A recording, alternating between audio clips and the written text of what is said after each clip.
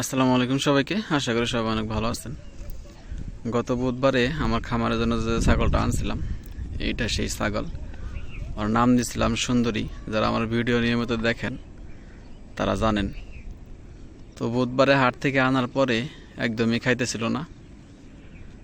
বৃহস্পতিবার, বুধবার এবং বৃহস্পতিবার, শুক্রবার এই 3 দিন মানে খুব একটা বেশি খাইতো না। তো চড়া নিয়ে আসার পরে আবার বাড়িতে নিয়ে চলে যেতাম, কোনো কিছু খাইতো না।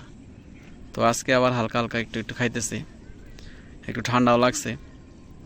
তো ছাগলের ঠান্ডা হইলে কী ওষুধ দেওয়া যায় যারা জানেন কমেন্টে জানাইন।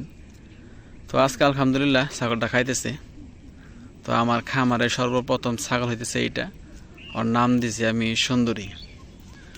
তো এটা হইতেছে আমাদের পাটের জমি। আজকে পাট কাইটে সেলে দেওয়া হয়েছে। আমি পাটের সেলদের মধ্যে বসে রয়েছি। এই যে দেখেন সামনে আরও চলে আছে, ওই যে একটা, তারপর ওই পাশে আরও আছে, ওই যে একটা দেখা যাচ্ছে। আর আমি এই সেলেতে বসে রয়েছি, আর আমার পিছনেও ওই যে দেখতেছেন ওই পাশে আরেকটা সেল্লি আছে। তো সেল্লিতে যে পাটগুলো আছে, এই পাটগুলো মূলত ছাগলে খাইতেছে। গত 3 দিন খুব একটা বেশি খায় নাই, আজকে খাওয়া শুরু করছে। তো এটা মূলত এক জায়গা থেকে আরেক জায়গায় যাওয়ার কারণে, আসার কারণে এরকম হয়েছে। তো আস্তে আস্তে ইনশাল্লাহ ঠিক হয়ে যাবে। এখন যেহেতু খাওয়া শুরু করছে, আশা করি আর 2-3 দিন পরে আরও বেশি করে খাবে।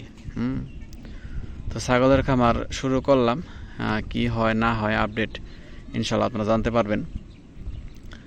লাভ হয় নাকি লস হয়, আমি কিভাবে খামার করতেছি, আপনারা কীভাবে খামার করবেন, ইনশাল্লাহ আমার পাশে থাকলে ইনশাল্লাহ সব কিছু জানতে পারবেন। তো আলহামদুলিল্লাহ আমাদের ছাগলটা এখন মোটামুটি ভালোই খাইতেছে, আশা করি আরও খাবে।